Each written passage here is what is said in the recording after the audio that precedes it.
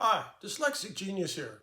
We've done all this work on this 4-spring motor, which came out of a 130, and I'm going to show you how to oil it after we've cleaned and polished everything.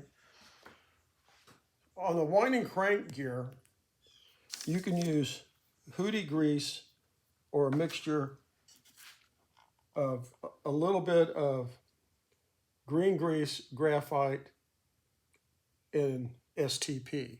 And I did that on here because right on this gear. See, there's no grease on here at all. Also, I put, instead of Vaseline, I run the same thing on the governor drive gear here, the brass one, and this gear here. Originally, Victor wanted to run Vaseline, slow morning here, and it just doesn't run. And we have to protect the brass gear and the steel gear running together, and that's what I always do, is I use a graphite grease on that. Then the other thing you do is, all you need to do down the road one day is put a little drop of oil there, a drop of oil there, a drop of oil right next to this gear. Sewing machine oil? Sewing machine oil. We run down, and we're going to put a drop of oil right here. And because we did STP in here, the shaft running on that bearing, down the road you can put one drop there.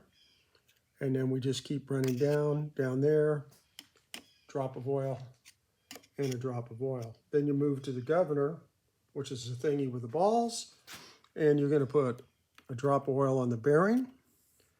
Then you're going to come down, and you're going to move the speed control, and you're going to put a little drop right there, and a pinch there, and down here at the bearing, you're going to put that. Then Point again. Where's the bearing?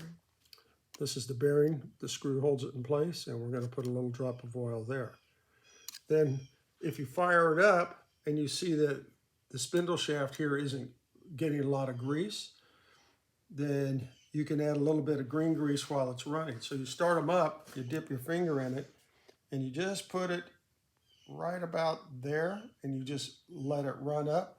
And the spindle shaft's going to grab the grease off your finger. It won't hurt you. And then it'll spin up. That way you don't have all this globby grease on the spindle shaft. Usually we have a lot of globby grease up here where it needs to be oiled at the end of the spindle shaft,